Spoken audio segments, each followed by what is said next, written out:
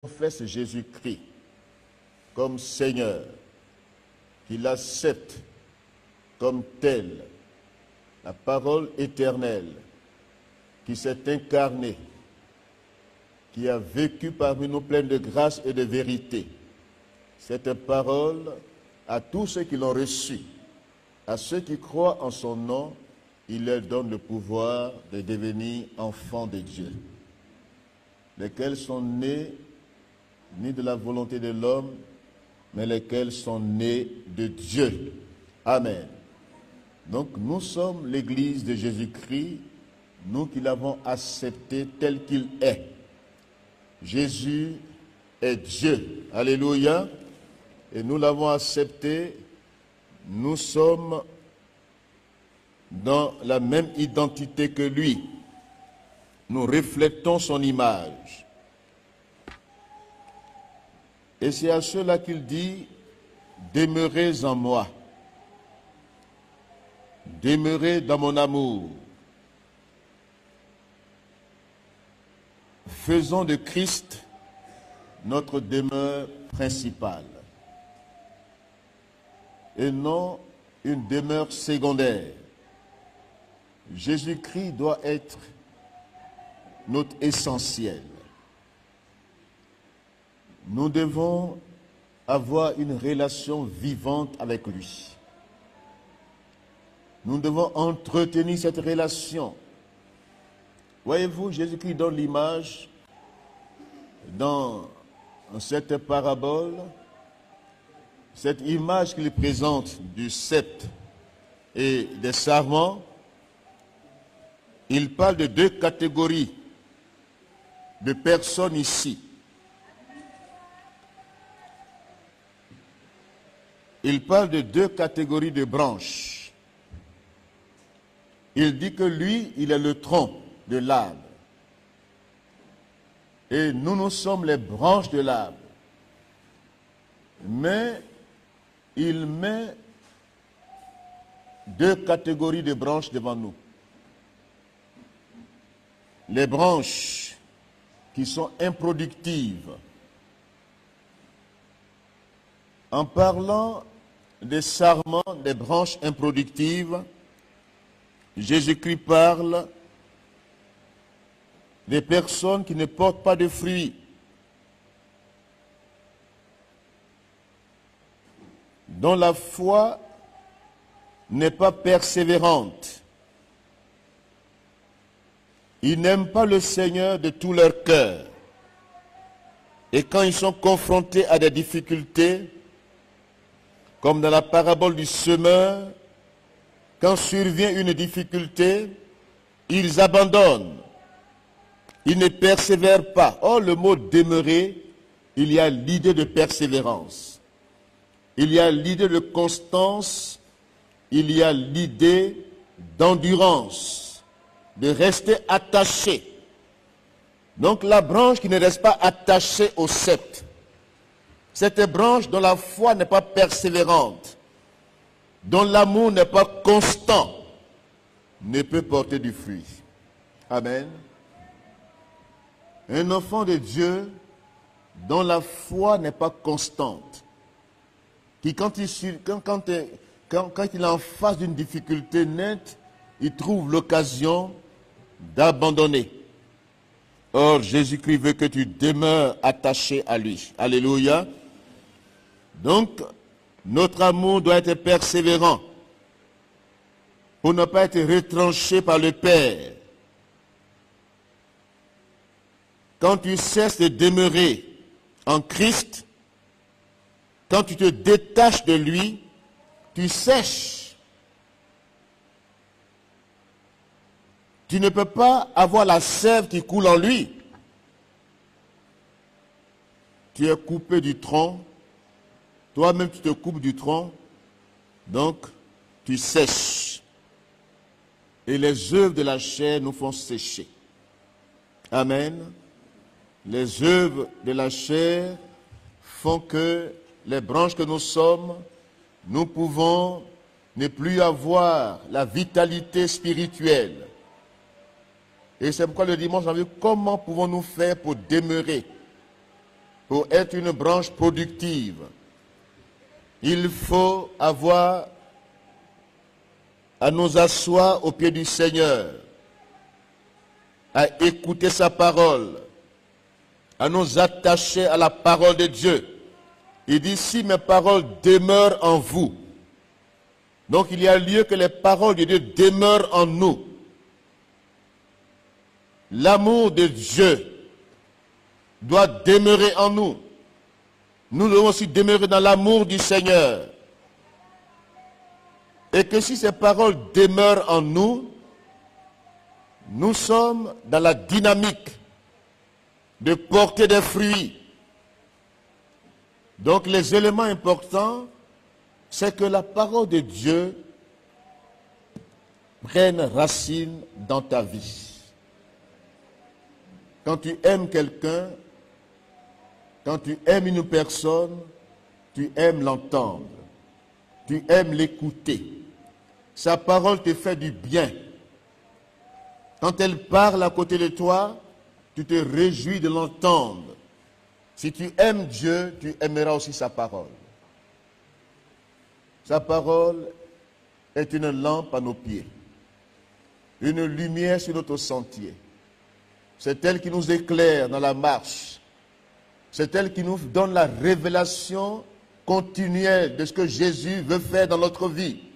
Donc il y a la continuité, il y a la persévérance, il y a la constance, il y a la croissance.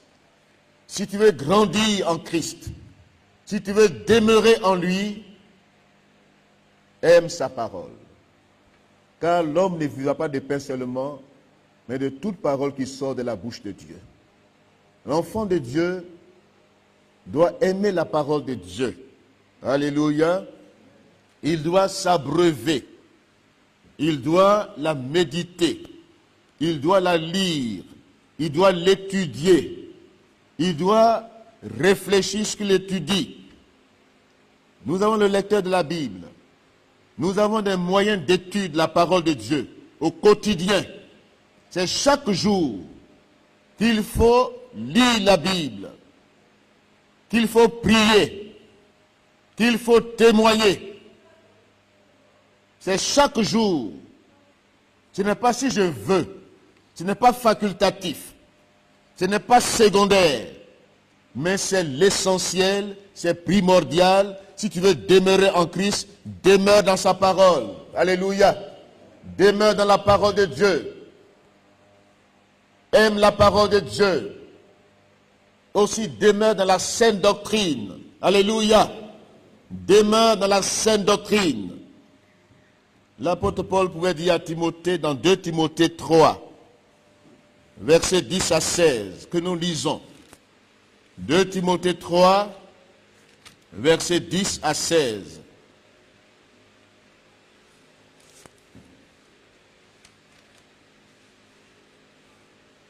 Pour toi, tu as suivi de près mon enseignement, ma conduite, mes résolutions, ma foi, ma douceur, mon amour, ma constance. Alléluia.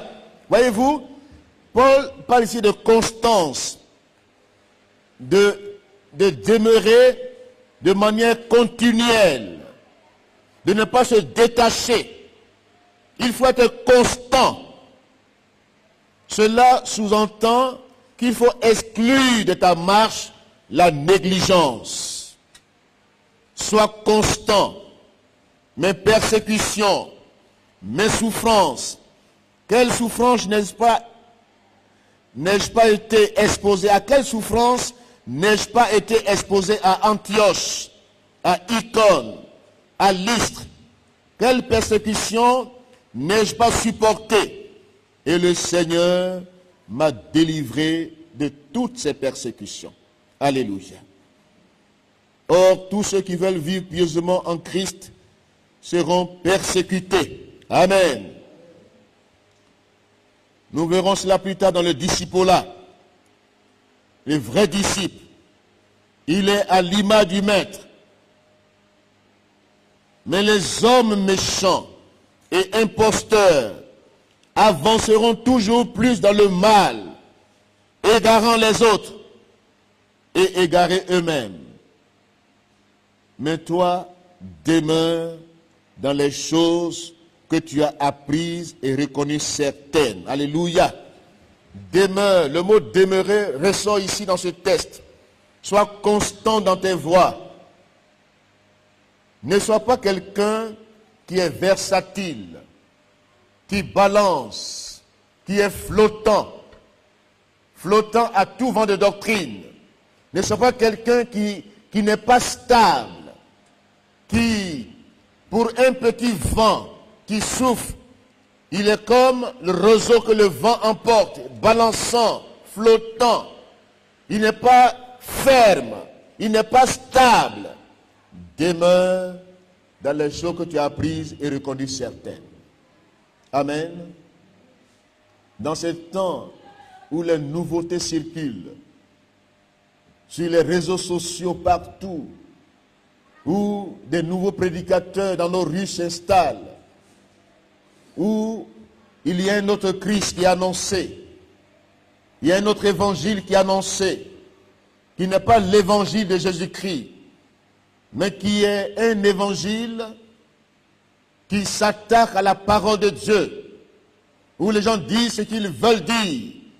Toi, demeure dans les choses que tu as apprises. Amen. Ne suis pas la nouveauté, ne sois pas la mode. Demeure dans la saine doctrine. Alléluia. Et ta relation avec le Seigneur doit être constante. Cherche Dieu aujourd'hui, plus que jamais. Demeure attaché à lui, dans la communion intensive, continuelle, constante et permanente. Que ta vie de prière se réveille. Amen. Que tu ne baisses pas la garde, que tu ne baisses pas les bras, que tu ne sois pas quelqu'un qui est faible, que le faible dit je suis fort. N'accepte plus la faiblesse, la négligence, la paresse, le sommeil, l'assoupissement. Quitte dans la négligence, dans l'assoupissement. Réveille-toi, toi qui dors, relève-toi d'entre les morts. Que ta vie de prière se réveille. On vit le cas d'Esther ce dimanche. Comment cette jeune esclave déportée, comment elle a été un instrument de délivrance. Comment Dieu l'a utilisée devant une opposition terrible, où sa vie et la vie de son peuple étaient exposées à l'extermination. Comment ce Mardoché, dont le seul péché était de ne pas faire allégeance à Aman. Comment Aman voulait l'anéantir, le détruire. Il a élevé un poteau. Et il a voulu pendre Mardoché à ce poteau. Mais regardez comment Dieu dans sa providence a agi. Alléluia. Dieu te dit dans ces derniers temps, mets-toi à l'abri. J'aimerais te dire ce soir, mets-toi à l'abri. Tiens-toi devant Dieu pour déjouer les plans ennemis. Amen. 3 pensées ce soir. 3 pensées prophétiques. Mets-toi à l'abri. Celui qui demeure sous l'abri du Très-Haut repose à l'ombre du Tout-Puissant. Celui qui demeure à l'abri du Très-Haut repose à l'ombre du Tout-Puissant. Un oiseau qui se promène peut tomber dans un filet, qui n'a pas d'objectif bien clair, qui suit parce qu'il faut suivre, qui ne sait pas où il va, et puis qui est là. Mais tu serais une proie facile à l'ennemi. Demeure sous l'abri du Très-Haut. Amen. Demeure dans sa présence. Beaucoup de chrétiens pensent que la prière, c'est entrer, sortir, entrer, sortir. Mais la prière, elle est permanente. Elle est demeurée dans la présence de Dieu. Alléluia. Ne sors pas de sa présence. Nous, on pense que c'est le physique qu'on regarde. Quand je viens prier et que je me mets à genoux et que je commence à prier, c'est là que je dis je prie. Oh, ton esprit doit être en prière de manière continuelle. Un esprit alerte, qui est en communion avec Dieu, qui demeure sous l'abri du Très-Haut. Dans ces derniers temps, l'ennemi attaque à outrance. Et c'est pourquoi le Seigneur nous dit, nous allons voir cela tout à l'heure, sur les conséquences heureuses et malheureuses pour ceux qui refusent de demeurer dans la présence de Dieu, pour ceux qui refusent de demeurer sous l'abri du Très-Haut. Dieu te dit, mets-toi à l'abri, mets-toi à son ombre, demeure sous son abri. Quand les flèches ennemies, quand les poteaux sont dressés, quand on est en train de discuter sur ce qu'on va faire de ta vie, quand les réunions sont secrètes, pour dire cet homme-là, cette femme-là, et puis on est en train de parler de toi de manière négative, par des critiques, par les calomnies destructives, par toutes sortes de pensées négatives, de mauvais souhaits, de mauvaises attentes, de mauvais sorts qui te sont lancés à distance.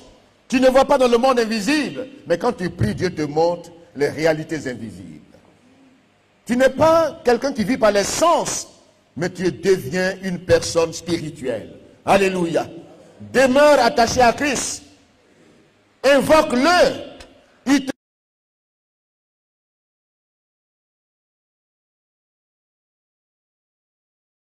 pris par l'ennemi. On ne sait pas ce que l'ennemi mendigue dans le secret.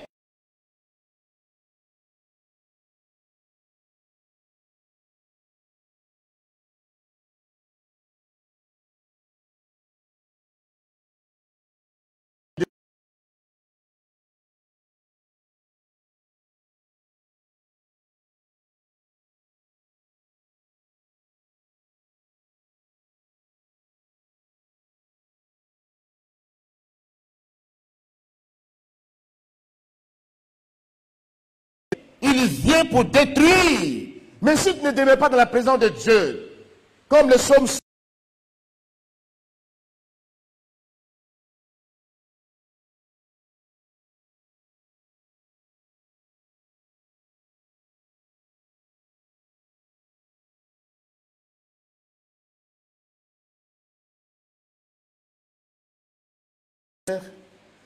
a déjoué les plans et les décrets sataniques. Si tu demeures dans la présence de Dieu, si tu te mets sous son abri, si tu l'invoques, si tu as une vie de prière constante et permanente, les dons spirituels, ne les méprise pas, ne les néglige pas. Active-les par ta vie de prière. Alléluia. Tu as besoin d'activer les dons spirituels, les dons de révélation, de connaissance, de discernement, les dons de puissance, de miracles, de guérison, ces dons vocaux, de langue, de prophétie, d'interprétation des langues. Tu as besoin de demeurer dans ce qui est donné dans ta vie par imposition des mains. Alléluia. Ne laisse pas de ça en friche. Ne laisse pas ce terrain-là en jachère. Les dons spirituels ne pas les laisser en jachère. Active-les. Débrousse ton champ. Nettoie-le. Demeure en Christ par ta capacité à être toujours dans l'activation des dons spirituels. Amen. C'est ta force. C'est ta puissance que Dieu a mise en toi. C'est un dépôt. C'est un potentiel qui est en toi. Paul dit à Timothée, ce dépôt que tu as reçu, entretiens ce dépôt. Active-le de manière continuelle. Et tu vas demeurer dans la foi. Alléluia. Beaucoup de chrétiens pensent que c'est des acquis définitifs, même s'ils n'activent pas, ça va toujours se réchauffer, mais le feu, là, on active le feu. N'est-ce pas vrai? Le feu a besoin d'être activé, sinon il s'éteint. Le bois de chauffe, quand tu ne l'actives pas, il s'éteint. Active les dons spirituels dans ta vie. Demeure en Christ. C'est Jésus qui t'a accordé ces dons. Il dit, voici les signes. Et c'est Jésus qui a dit, vous parlerez de nouvelles langues. Ce n'est pas les apôtres seulement. Mais lui-même, il a dit, je dois parler en langue. Alléluia. C'est une force, c'est un potentiel, c'est une puissance que Christ me donne. Alléluia. Donc, je ne dois pas négliger les dons spirituels. Je ne dois pas imiter les gens. Je dois recevoir de Dieu sa puissance, son dynamisme, son feu et ma responsabilité en demeurant en Christ. Je demeure en activation des dons spirituels. Alléluia. Demeure en Christ.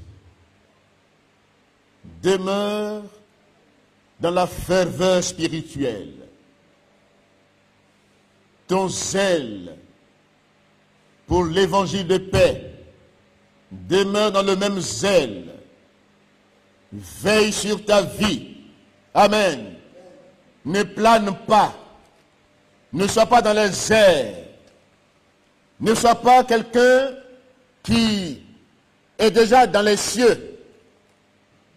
Ne sois pas un super spirituel. Et tes deux pieds sur la terre. Veille sur ta vie.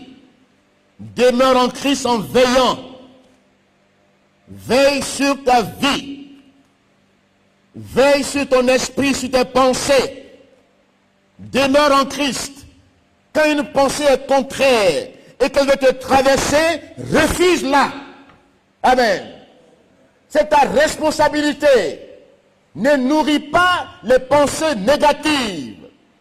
Parce que c'est là que commence l'échec, le péché, la chute. Toute pensée qui vient, qui n'est pas selon Dieu, ne la nourrit pas. Amen. Même si elle est injectée, même si tu commences à raisonner, et puis on te dit dans ta pensée, ou bien quelqu'un te soutient dans ce que tu fais, fais très attention. Veille sur tes pensées, plus que toute autre chose, car d'elles viennent les sources de la vie. Jésus est la source de la vie. Que les pensées de Christ t'habitent. Amen. L'apôtre Paul dit, j'ai les pensées de Christ en moi. Si je vis, ce n'est plus moi qui vis, c'est Christ qui vit en moi. Mais ce sont ces pensées qui m'habitent. Donc s'il y a une pensée contraire à celle de Christ, je la refuse. Je ne la nourris pas. Une pensée de déception. Une pensée qui vient pour m'affaiblir. Une pensée qui vient pour me décourager. N'est pas de Dieu. Je la refuse. Une pensée qui vient pour m'abattre, pour m'oppresser, n'est pas de Dieu. Je la refuse. D'où qu'elle vienne. Si elle vient pour m'oppresser, pour m'intimider, pour mettre dans la frayeur, dans la peur, je la refuse. Parce que Dieu n'est pas le Dieu des peureux. Dis Amen. Trop de peureux dans nos églises, qui vivent dans la peur, dans la crainte. Parce que leurs pensées sont des pensées qui les accusent. Ils ne sont pas des hommes stables, des femmes stables. Ils sont instables. Ils se confient en l'homme. Malheur à l'homme qui se confie en l'homme, mais heureux est l'homme qui se confie en l'Éternel. Alléluia. Puisque je me confie en Dieu comme David, quand les gens tremblaient, David dit, mais Goliath, qui es-tu même? Voici les hommes qui comptent sur Dieu. Qui es-tu, Goliath? Tu marches contre moi avec des instruments humains, mais je marche contre toi avec le nom de l'Éternel des armées. Voici la différence. Il y en a qui voient seulement dans le monde physique, parce qu'ils n'ont pas une relation vivante avec le Seigneur. Ils sont effrayés. Quelqu'un fait comme ça, ils prennent la fuite. Quelqu'un les effraie, mais c'est fini.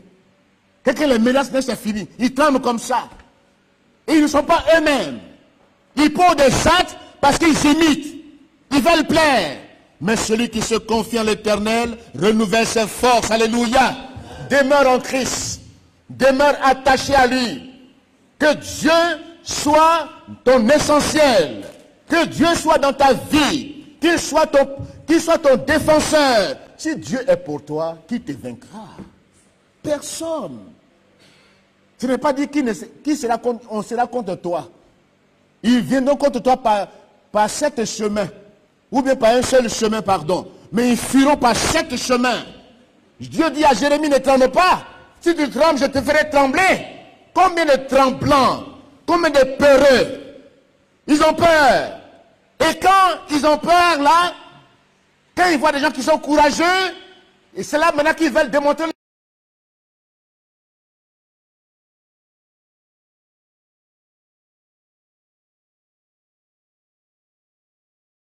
Amen. Je sais en qui j'ai cru. Alléluia.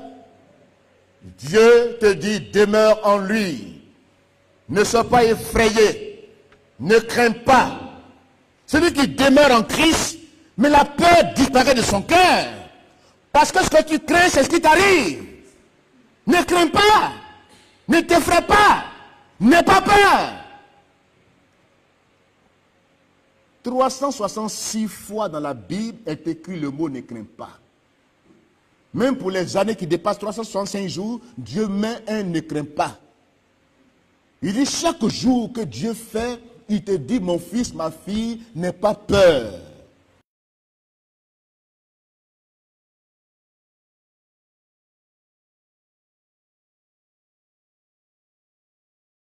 Mais tu demeures à un homme, en quelqu'un qui est plus fort. Tu es le plus fort et que tu as plus ta peur. Vraiment, c'est que tu n'as pas la vision du Christ. Demeure en Christ. Amen. Demeure en Christ. Dieu est courageux. Dis Amen. Dieu n'est pas peureux. C'est Satan qui est peureux. Peur de candidaton. Qu'on peut effrayer, qu'on peut intimider. Il y a des gens qu'on les aide et puis ils courent comme ça. Ceux qui n'ont pas dit faire, c'est ça ils font. Quand Dieu te regarde, Dieu dit voici un élément comme ça, je n'ai pas compté sur lui. Dieu compte sur les gens courageux. Combien de peureux qui veulent servir Dieu aujourd'hui, remplis de crainte et de peur, peur de perdre, les intérêts égoïstes, peur de perdre. Les choses de charnelles, les choses de passagères, les choses de terrestres, ils ont peur de perdre, mais ils perdront devant Dieu. Les couronnes de gloire, les couronnes de justice, les couronnes de victoire, ils les perdront devant Dieu. Ils peuvent gagner dans ce monde. On peut les apprécier dans ce monde. Il peut y avoir des hypocrites dans ce monde. Mais Dieu, en te voyant, il dit, je n'aime pas l'hypocrisie. Tu es un hypocrite, tu es un menteur, tu es un agent de Satan.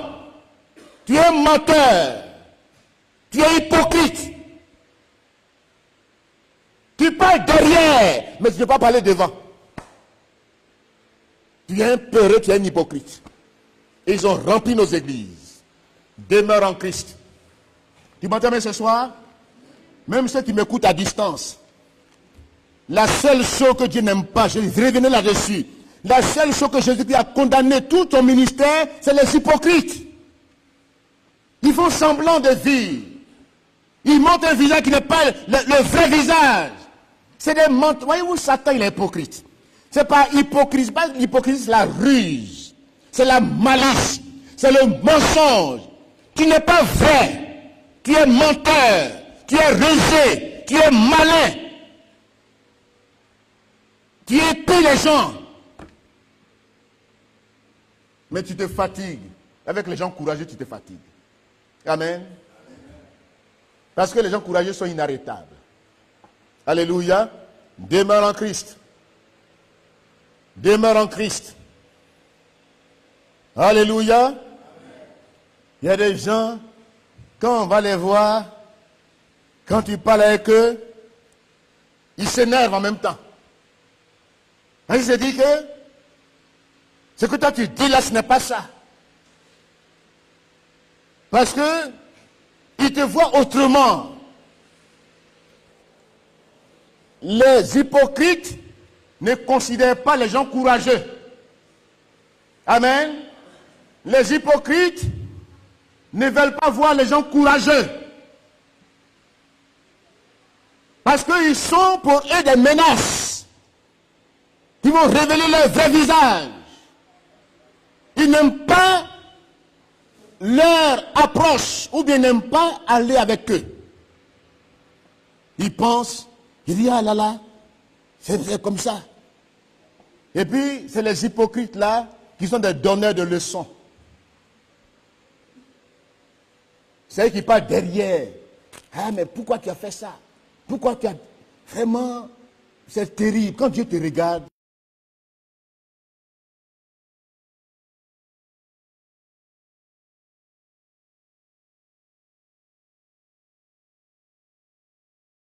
ils aiment les poser.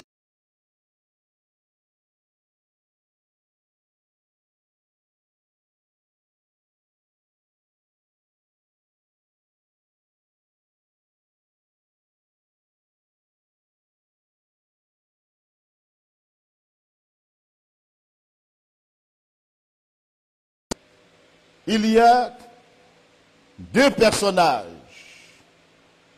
Ésaü et Jacob.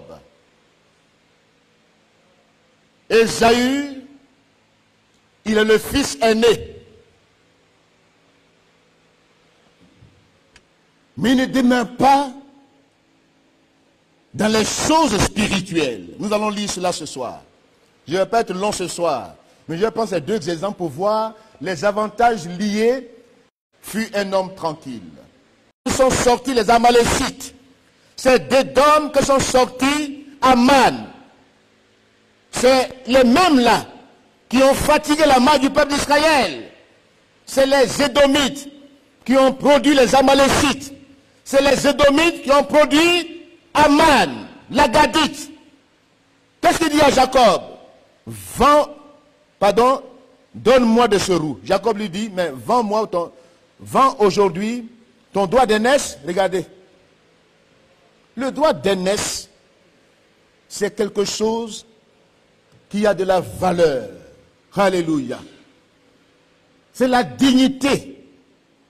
C'est l'honorabilité. C'est la valeur que Dieu te donne.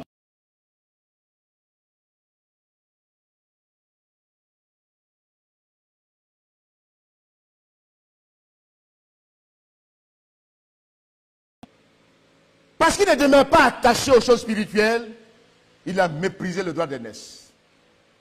Il dit, oh, mon petit frère, je m'avais même mouru. À quoi me sert ce droit d'aînesse? Et Jacob dit, jure-le-moi. Parce qu'il sait que la parole a une puissance.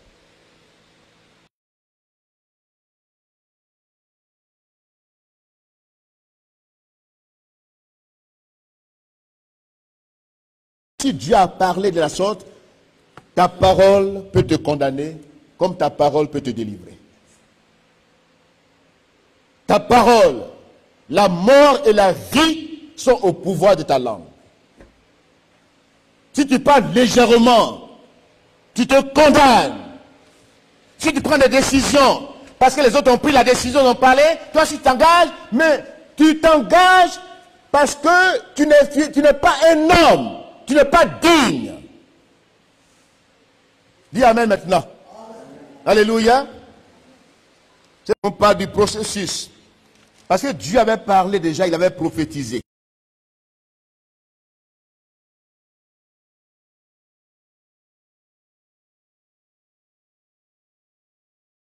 Amen. Chapitre 26. Toujours Ésaü, verset 34. Ésaü, âgé de 40 ans, prit pour femme Judith, fille de Béri, le Héthien, et Basmat. Je suis avancé en âge. Chapitre 27. Isaac devenait vieux, et ses yeux s'étaient affaiblis, au point qu'il ne voyait plus. Alors il appela Ésaü, son fils aîné, et lui dit, mon fils. Et il lui répondit, me voici. Isaac dit, voici donc, je suis vieux, Je ne connais pas le jour de ma mort. Maintenant donc, je te prie, prends tes armes, ton carquois et ton arc, va dans les champs et chasse-moi du gibier. Fais-moi aimer comme j'aime, comme j'en ai l'habitude, et apporte-le-moi à manger, afin que mon âme te bénisse avant que je ne meure. Voici son plan. Mais Dieu, il veille, alléluia. Dieu veille. Quand il était resté en brousse, dans le champ, voici Jacob. Son nom veut dire trompeur. Et sa maman, elle a eu l'acte prophétique de réaliser la prophétie. Son attitude, elle a même dit à son fils, vas-y. Je n'aimerais pas que la bénédiction tombe sur un homme profane. Il n'en est pas digne. Vas-y mon fils.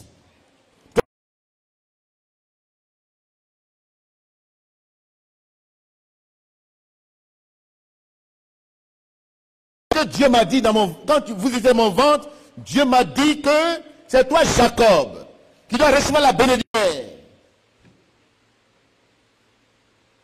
Ne laisse pas quelqu'un prendre ta bénédiction. Jacob est venu, il a profité de l'absence. Quand tu n'es pas à ton poste, là où Dieu te veut, et que tu fuis sa présence, et que tu es occupé à autre chose, à plaire aux hommes, à plaire.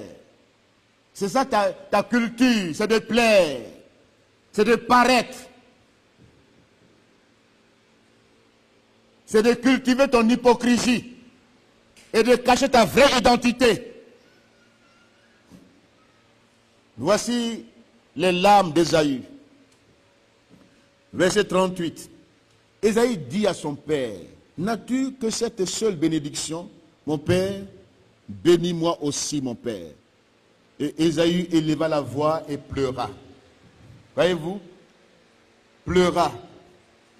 Et Isaac, son père, répondit et lui dit, voici ta demeure sera privée de la graisse et de la terre. Ce n'est pas une bénédiction, hein? C'est une malédiction. Parce qu'il n'y a plus de bénédiction. Ta demeure sera privée de la graisse de la terre. C'est-à-dire que tu seras dans le manque. Tu seras mendiant. Tu vivras de mendicité. La rosée du ciel ne tombera pas sur toi. Tu vivras de ton épée. Tu seras violent. Tu seras comme une bande armée dans le désert. Tu seras asservi à ton frère. Tu seras errant. Parce que tu as aimé l'errance. Et quand il a vu cela, il a conçu de la haine pour son frère. Voyez-vous, les vilains sentiments naissent dans le cœur de ceux que Dieu a rejetés. Amen.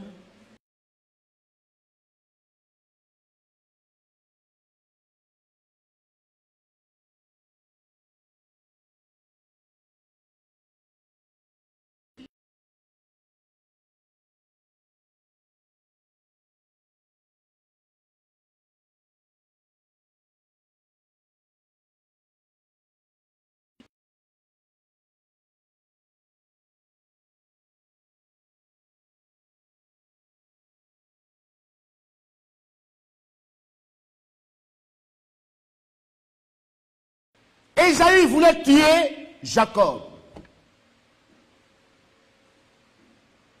Voici l'élément déclencheur. Quand les gens ne sont plus dans la volonté de Dieu, quand des personnes ont raté le coach, quand ils ont joué avec leur vie, quand ils ont raté des choses, ou bien quand Dieu les a rejetés, ils conçoivent dans leur cœur de vilains sentiments. Sentiments de haine, de vengeance, de menace, de méfiance. d'hypocrisie. Mais Dieu protège ceux qui sont fidèles. Amen. Satan, les armes de Satan, ce sont les vilains sentiments. Un enfant de Dieu, qui est vraiment enfant de Dieu, doit être rempli d'amour pour son prochain. Amen. Il ne doit pas se réjouir quand son prochain est dans le malheur. Il ne peut pas se réjouir du malheur. Même de ses ennemis, on ne se réjouit pas du malheur. On ne nourrit pas les vilains sentiments. Les vilains sentiments sont diaboliques.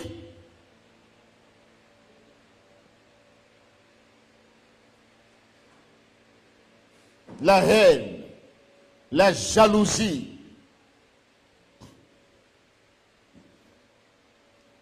Et c'est ceux-là qui entrent en compétition, concurrence. Ils pensent qu'on est en compétition, en concurrence, en rivalité.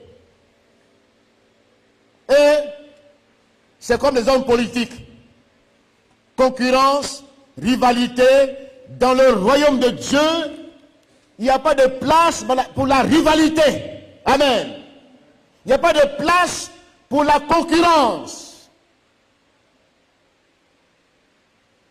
Se réjouir du malheur des autres. C'est diabolique. Nous, on parle de sorcellerie. On aime ça. Mais il y a des sorciers charismatiques. Ils sont pleins. Ils ont de mauvais souhaits, des mauvaises attentes. Ils veulent que le malheur t'atteigne. Mais ceux-là, où tu les classes? Dans le monde des ténèbres, Satan a ses agents que nous on voit. C'est les mêmes sentiments-là qu'ils nourrissent. Et Satan les utilise. Même de manière inconsciente, Satan, ses âmes, quand il te les prête, quand tu les acceptes, tu es ton frère, tu es meurtrier. Amen. La Bible dit 1 Jean 3, verset 15. Celui qui est son frère, c'est un sorcier. Dites-le clairement. Dites maintenant Amen.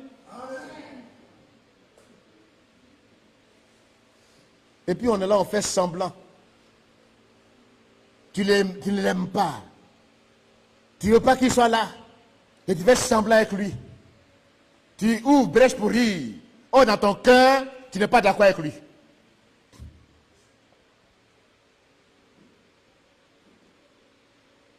Ésaïe attendait une occasion favorable pour tuer Jacob. Sa maman lui a dit, quitte le pays. Fuis-le. Dieu a dit à David, fuis Saül. Fuis Saül. Quitte-le. Ne confonds pas une fausse soumission. Je l'ai rejeté. Dis Amen. Je l'ai rejeté. Et tu verras dans ses agissements, il va concevoir de la haine, la menace. C'est le signe du rejet. Ce sont les signes. Saül.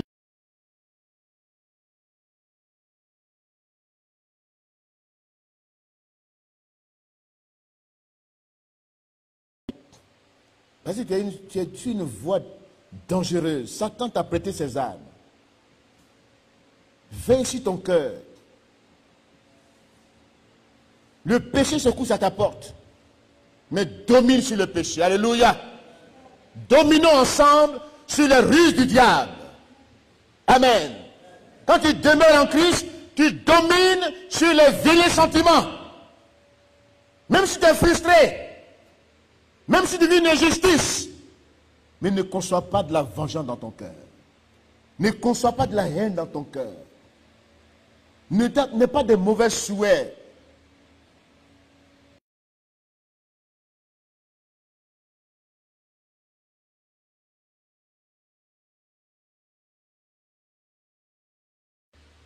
Il a fui.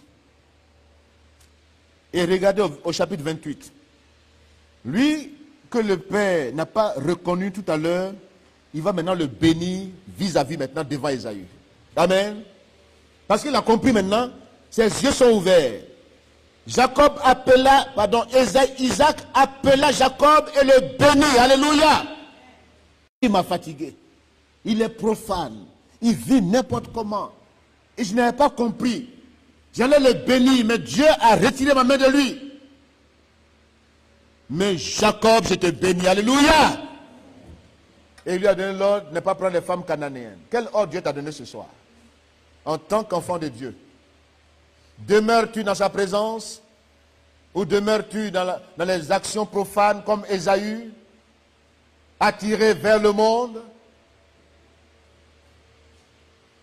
Il ne se repent pas de ses péchés, Ésaü. Regardez, il s'enfonce même. Quand il voit que son frère est béni, quand il voit que ses parents ont de la répugnance pour les filles cananéennes, et Jacob a obéi à son père et à sa mère, et qu'il est parti, Ésaü comprit ainsi que les filles de Canaan déplaisent à Isaac son père. Et Ésaü, regardez, le verset 9 du chapitre 28, où il va?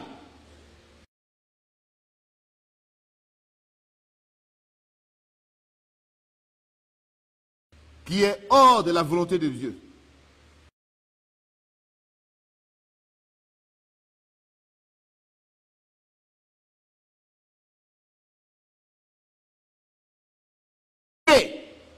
Il prit pour femme entre autres, entre toutes les femmes, les filles d'Ismaël. Puisque son papa a dit à Jacob, va vers Laban.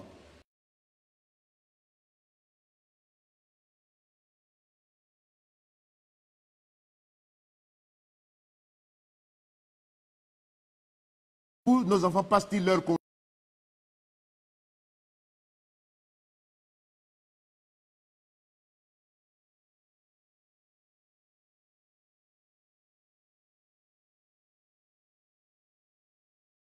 Un oncle qui est réfractaire à la parole de Dieu. C'est à lui que tu confies tes enfants pour les vacances. C'est là-bas, ils vont, quand ils reviennent maintenant, ils sont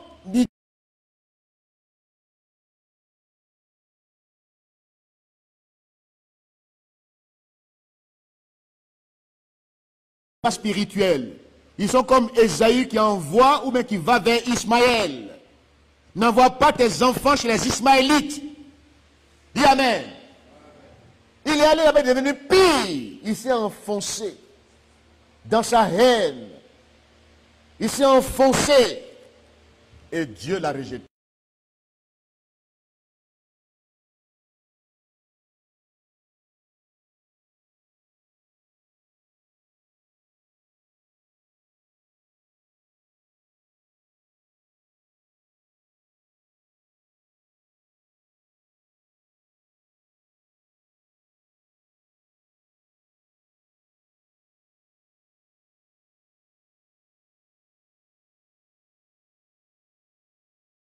Ismaélites, c'est les Égyptiens. Et sa vie était scandaleuse, pleine de blasphème. Et voici l'échelle était appuyée sur la terre et son sommet touchait au ciel. Et voici les anges de Dieu montaient et descendaient. Alléluia. Que les anges de Dieu montent et descendent dans ta vie. Que les anges de Dieu t'entourent. Que les anges de Dieu campent autour de ta vie. Voici le premier avantage quand tu demeures dans la présence de Dieu. Tu n'es pas seul. Dieu t'accompagne par ses anges. Et Dieu lui-même est au sommet de l'échelle. Alléluia. L'ange de l'Éternel campe autour de ceux qui le craignent et il les arrache à tous les dangers. L'ange de l'Éternel était avec Jacob. L'ange de l'Éternel montait et descendait dans ce rêve. Et quand il se levait, il dit, voici l'Éternel se tient dans ce lieu où je suis, la terre sur laquelle je suis couché. Et Dieu lui dit maintenant, du haut de l'échelle, je suis l'Éternel, le Dieu d'Abraham. Que Dieu te parle aujourd'hui. Que tu entendes la voix de Dieu, ton Père céleste, qu'il te parle. Je suis le Dieu d'Abraham, ton Père et d'Isaac. La terre sur laquelle tu es couché, je la donnerai à toi et à ta postérité. Ta postérité sera comme la poussière de la terre. Tu t'étendras à l'Occident et à l'Orient, au septentrion et au midi. Et toutes les familles de la terre seront bénies dans ta postérité. Alléluia. La conséquence heureuse de demeurer en lui, de le prendre comme abri, tu reçois sa protection divine. Alléluia. C'est pourquoi tu ne crains rien. Dieu te protège. Ses anges t'accompagnent. Quand tu te déplaces, les anges de Dieu t'accompagnent. Ils t'arrachent à tous les dangers. Quand l'ennemi planifie ta terre, Dieu planifie ta délivrance. Parce que tu fais la joie de son cœur. Tu demeures attaché à lui. Alléluia. Et la bénédiction qui t'a été promise, Dieu va la confirmer dans ta vie. Il dit, je te bénirai. Je te bénirai. Je bénirai ta nation. Sinon, je bénirai ta postérité. Parce que tu as obéi. La clé de la bénédiction, c'est l'obéissance à la parole de Dieu. Deutéronome 28, verset 1 à 14. Si tu obéis, il y a des conditions de bénédiction. Jacob a obéi à son père. Il est allé. Il n'a pas suivi Esaïe dans sa déviation. Aujourd'hui, obéis à Dieu. Demeure attaché à Dieu. Demain sera meilleur pour toi. D'abord, Dieu t'assure sa protection. C'est la première conséquence heureuse. Alléluia. Dieu t'accompagne. Dieu est avec toi. Dieu te bénit. Tu reçois sa bénédiction qui n'est suivie d'aucun chagrin. Bénédiction spirituelle, bénédiction physique, bénédiction matérielle et financière, longévité physique, longévité spirituelle, longévité ministérielle. Tu ne mourras pas avant le temps, avant d'avoir atteint le but pour lequel Dieu t'a créé. Tu ne quitteras pas ce monde avant ce temps. Tu atteindras ton objectif. Tu ne mourras pas dans le désert des épreuves. Tu entreras dans ton Canaan, dans ton lieu de bénédiction totale. Alléluia. Demeure en Christ. C'est pourquoi Jésus-Christ dit, demeurez en moi. Et que mes paroles demeurent en vous. Portez du fruit. Portez du fruit. Portez de bons fruits. Le fruit d'une vie transformée. Que ta vie soit transformée dans la présence de Dieu. Jacob a été transformé dans la suite, dans le chapitre 32. Il a lutté avec l'ange et l'ange a changé son nom. Que Dieu change ton identité. Que Dieu change ta destination finale. Que les projets, les attentes sataniques n'ont aucun pouvoir sur ta vie. Que Dieu change ton nom. Que Dieu change ton identité. Que Dieu fasse de toi un vainqueur avec lui. Alléluia. Jacob est entré en possession de toutes ces bénédictions. Il est entré à Canaan. Il a reçu le nom d'Israël. Alléluia. De Jacob, il a été transformé. Que Dieu nous transforme dans sa présence aujourd'hui. Dans la relation avec le Seigneur. Que Dieu fasse tomber tout ce qui n'est pas de lui dans notre vie. Les choses que nous tenons pour vraies. Les fausses conceptions. Les choses. Les faux raisonnements tombent. Et que la vie de Dieu te gagne aujourd'hui. Et que tu atteignes le but pour lequel Dieu t'a créé. Dieu a fait de Jacob un vainqueur.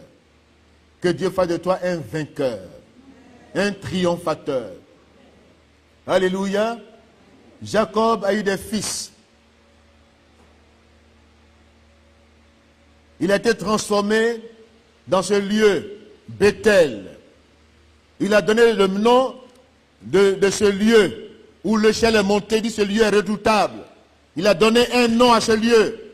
Il a changé le nom du lieu. Par sa parole, la bénédiction de Dieu était dans ce lieu. Alléluia. Il est revenu dans ce lieu. Il a lutté avec l'ange. Et l'ange lui a dit, quel est ton nom? Ce soir, dis ton nom négatif à Dieu ce soir. Dans ta prière, ton lay, ton zou là, dis-le à Dieu.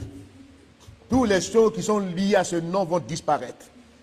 Ton nom qui te bloque, ton nom qui te fait vivre dans l'échec, dans l'hypocrisie, dans le mensonge, que ce nom change ce soir. Ce nom de trompeur, dissipateur te quitte au nom de Jésus-Christ et que tu reçoives un nom nouveau et une identité nouvelle. Il a changé le nom de Jacob à Israël. Et à la suite, dans le cheminement, Jacob, ses fils, regardez le premier fils, Ruben. Voyez le fils. C'est un fils. Ce soir, tu es un fils de Dieu. D'enfant de Dieu, tu passes à fils de Dieu. Alléluia. Tu as grandi. Tu es un fils de Dieu. On dit, voyez le fils. Voyez l'homme. Alléluia.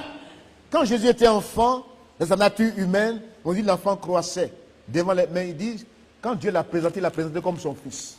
Il n'a plus dit mon enfant. Il dit, voici mon fils bien-aimé en qui j'ai mis toute mon affection. C'est ça que Dieu te présente en tant que fils. Tu as grandi. Tu as atteint la maturité. Tu es un fils. Tu ne dois pas dépendre tout le temps des tuteurs, des administrateurs. Tu es un fils. Prends tes responsabilités de fils. Alléluia. Ruben, voyez un fils. Siméon, écoute Dieu. Écoute-le favorablement. Écoute Dieu aujourd'hui. Tu es là encore ce soir, Dieu te parle. Écoute Dieu. Et une attention particulière. Sois attentif à la voix de Dieu. Ne sois pas de ceux qui, quand ils sont là, ils spéculent dans leurs pensées. Même ceux qui m'écoutent ce soir, au lieu d'écouter Dieu, ils disent, mais l'homme là, mais qu'est-ce qu'il est en train de dire là? Écoute Dieu. Examine. Retiens ce qui est bien pour toi. On n'a pas dit avale tout. Mais examine ce que Dieu veut te dire ce soir. Tu es un fils de Dieu. Tu es une fille du Dieu vivant. Quitte la négligence, la paresse, le sommeil. Demeure en Christ. Tu es le fils de Dieu. Alléluia. En toi, il a mis toute son affection. Jésus a dit les choses qu'il a faites, nous ferons de plus grandes. Parce qu'il est monté au ciel maintenant. Il intercède au ciel. Tu dois faire les choses que Jésus-Christ a faites. Quitte la dépendance. Prends l'ordonnance spirituelle ce soir. Tu es un fils.